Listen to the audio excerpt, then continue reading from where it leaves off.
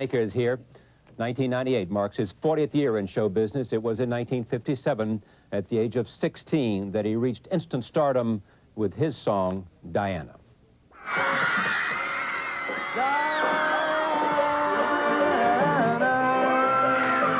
The song sold 20 million records and launched an international career. Today, he has sold nearly 100 million albums, written nearly 1,000 songs, and performs over 300 concerts a year. This week, he released his 123rd album. It is entitled A Body of Work. I am pleased to have Paul Anka on this broadcast. Welcome. Thank you. Great to have you here. Thank you, Charlie. You once said something which was great to me, which you said that you are still a few inches away from where you want to be professionally. Where is that? Well, when you come from the pop age back in the 50s, when it was in its infancy stage, there were so many hurdles. You were always fighting the battle.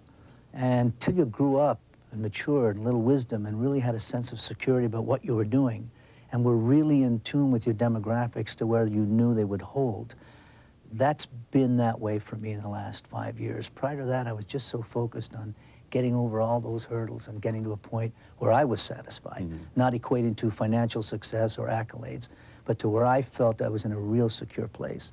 And I think these past few years, I finally felt that. But is there something you've wanted to do musically you haven't done? I mean, some envelope you wanted to push the corner of, some direction you wanted to go that you haven't done?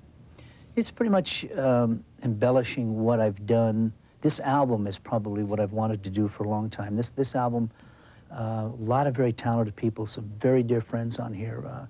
Celine Dion, Tom Jones, Kenny G, David Foster producing, Walter Afanasieff, Frank Sinatra. And when it says My Way with Frank Sinatra, what does that mean? He's singing with me. He's singing with you? Oh, yeah, sure, he's on there with me, yeah. And done when? Well, he wanted to be on the album, but obviously with his illness, he couldn't. And I went to he and to the family, and they gave me the record that was made back in 1968 with Don Costa, who was also my producer. And what we did because of the technology is I was able to take Sinatra out of the 1968 version, fly it through a computer into the studio where I was singing live with an 80-piece orchestra with Johnny Mandel, who did the arrangement. We all synced up on a clink track. And as we started, we all started together. And he started singing with the orchestra as I was singing. And only because of the technology were we able to do that. It's the same thing as behind all these duet stuff, isn't it? I mean, is that the same technology that they used when you had Natalie Cole doing those duets that she did? Yes, ours was a cleaner record because his record, Nats, was much earlier than Sinatra's. We were in the 60s. We were able to isolate Frank's voice totally. With Natalie, they took that original record and worked around that arrangement so it all kind of diffused together and sounded like a new record. Sinatra was the best what ever? Frank was the best interpreter of a lyric. It was genetic. And everybody got into that lip and this and that and breathing. But genetically, this guy had it. And he knew how to... It was genetically. It was something in his genes and his makeup that gave him the power to take a lyric and give it something He sold unique. it. And see, what happens subliminally when you listen to him?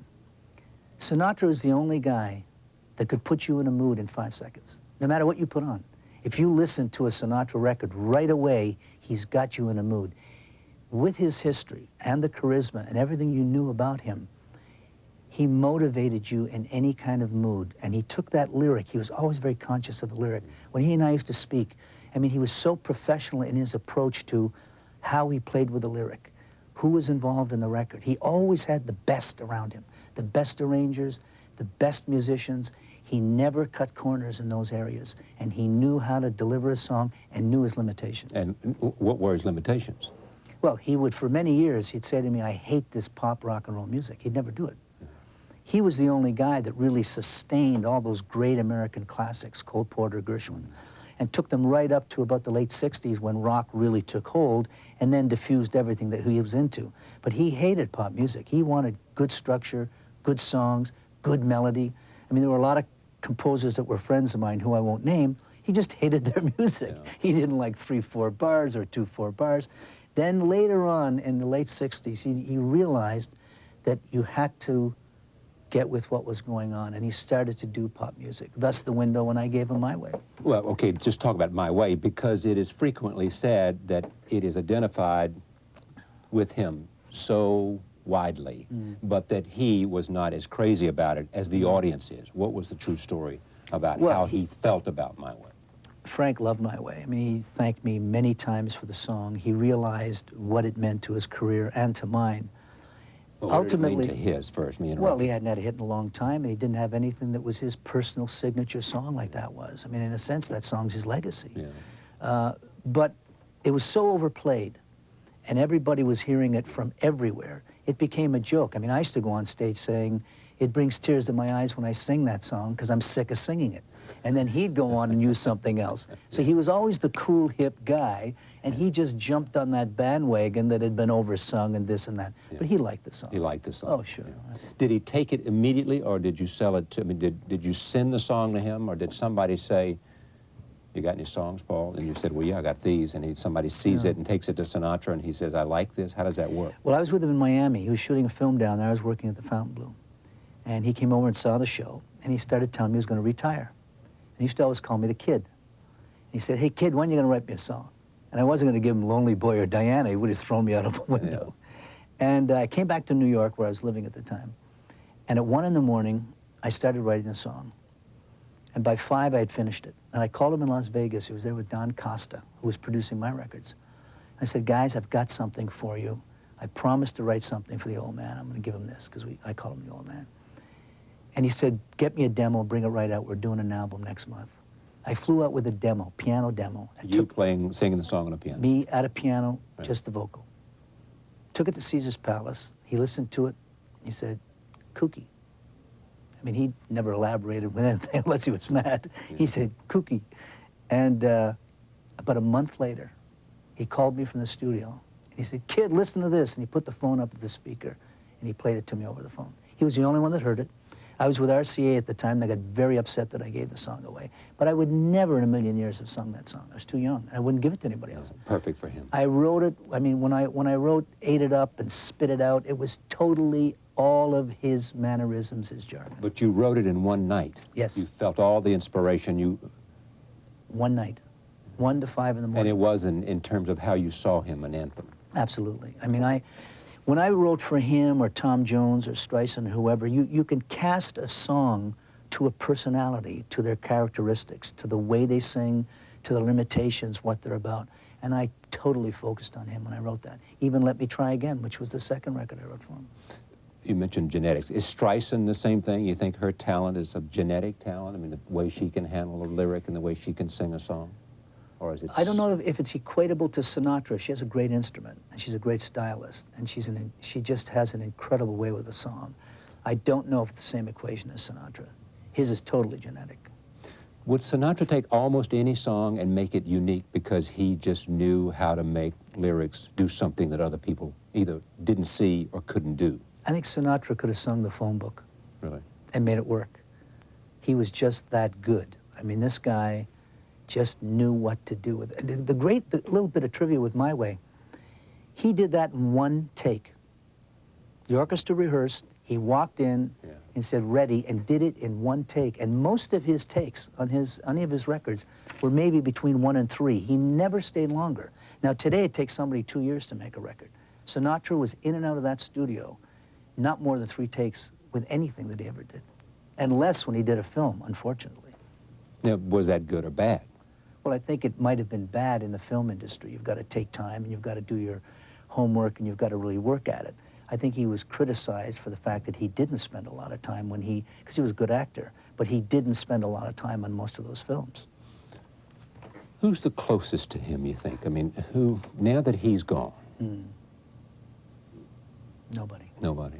You see, unfortunately, in society, consumption is very important, and people love to turn things over quickly and replace those that they've lost. And I just don't think that you can replace a guy like Sinatra. There's no one in that milieu at all. I mean, you've got Tony Bennett, who's been around that long. But when you think about it, I defy you to look in the archives and see how much has been written about Frank Sinatra. And everyone else would pale to what's been written about this guy. There's so much history and so much about him, and he is such a volume of music that no one will ever come close to being or behave the way he is in a media-driven society today where you'd never get away with it. But did he have great, I mean, you talked about the genetics again. Did he have great pipes? Did he have great voice control? Did he have, was it some, did he have a combination of things? He had all of that. He had a great voice. He had great breath control. Yeah. The whole legend about him swimming underwater to He had great interpretation of a song and great command and always went in there prepared. It's just that magic that comes together that if you don't have it, it doesn't work. Now, I mean, he spoiled it for every guy that ever got in front of a swing band. When you think about it, once he started doing those albums, all these other guys, granted he opened the door so they were able to function and have a career, but they were always second best to him. Back to you. Yes. You have, I mean, you have longevity. That's what you have. Yeah. I mean, you have from one, Diana was what, 1957? Mm-hmm. You had a hit in the 60s, you had a hit in the 70s, in the 80s. 5 decades. How do you explain that? I mean, what is it that enabled you in a business that eats up people to survive, other than drive? It's, I mean, you have to be very focused and keep the integrity. I think integrity is very, very important. And also to understand who your audience is and to keep them stimulated. The one thing I think that drew me away from the pack from the 50s was the fact that I was the writer. All the other kids never wrote. And when there was a lull for me, I was writing The Longest Day or The Tonight Show theme, and I was surviving, and things were great. And then I became a performer, because those of us in the 50s, if you had any vision, all you had to look at was the Rat Pack and Vegas. The rock and roll hadn't taken hold. So you'd say to yourself, where do we go from here? So Bobby, Darren, and I would converse, and we'd say, we've got to get to the Copa, and you've got to get to Vegas, and we've got to become these tuxedo guys. And we did, because we knew we wouldn't survive doing the other. And once that took hold, and we understood that audience, and the music universally, I've lived a global existence. You know, the last 6 months, I've been to Beirut, South America, Asia. I've been to about, 6 countries.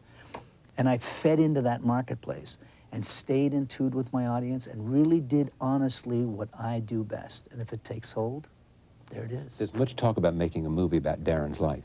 Yes, that's been going on for quite a few years. Now, what is it about Darren that makes people want to make a movie? A lot of controversy. Bobby would tell you all the time he didn't think he was going to live very long. Indeed, he didn't. Was it a heart attack or something, bad heart? Yeah, bad heart. And then he had a lot of problems, background with his family. A lot of controversy there, which I'd rather not to go into. And it was, it was a very tumultuous life that he led. And married, was he marry Sandra Dee? Or yeah, he married Sandra Dee, sure. Right. Yeah, and then he married another woman after that. I saw him about 6 months before his death. He was living on a boat, I believe. And he went through a lot of changes, Bobby. He, he started out as a rock and roll singer, and then he wanted to be Sinatra, and then he wanted to be Bob Dylan, so he dressed in the jeans and went on stage with a guitar. And this guy went through like 5 image changes before he passed. Yeah.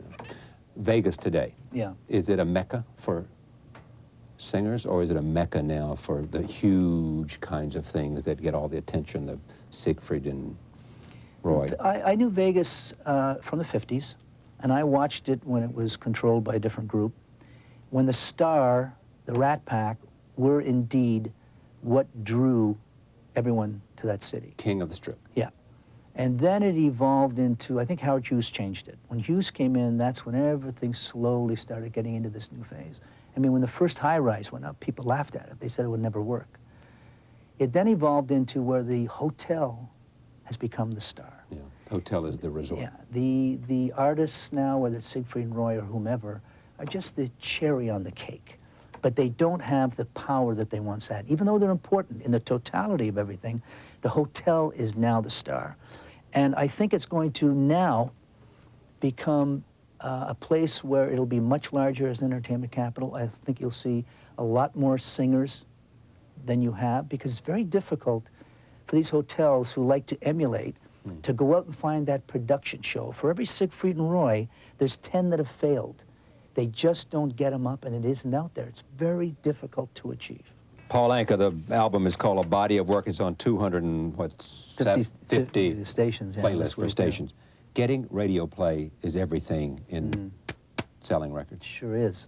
I mean, there are different forms of marketing today, but radio is important, and marketing the record is important. I mean, television has become very important. I mean, in my case, television. Yeah. Listen to these combinations here.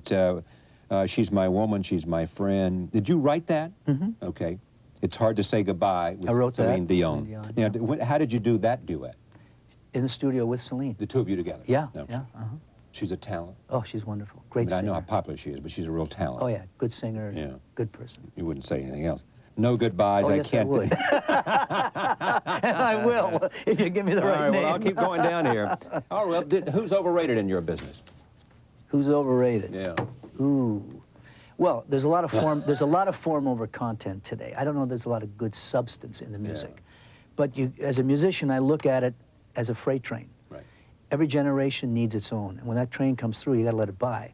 Now, I may not like all of it, and I won't change to be like it. But you can't get in the way of it. You can't. Just step aside, baby, and let that train Right. through. Okay. Who do you most like to listen to? I mean, Sinatra's gone. Yeah, I listen to a lot of music. I listen to Bocelli today. I listen to Pavarotti. I love Sting. I think he's very talented. Stevie Wonder I'll listen to. Some Billy Joel. Cross Sade. I mean, there's a cross-section of people that I'll listen to all the time. But I listen to a lot of classical music. I was brought up in classical. I mean, I took classical in school. That's how I started the piano. You grew up in where? Ottawa, Canada. In Ottawa, right. Yeah. Paul Anka, Body of Work is the album. He is not only a singer and been an artist, but also a songwriter. He still gets big-time royalties from The Tonight Show because he wrote the theme for The Tonight Show. Thank you for coming. Thanks, Charlie. Thank you for joining us. See you next time.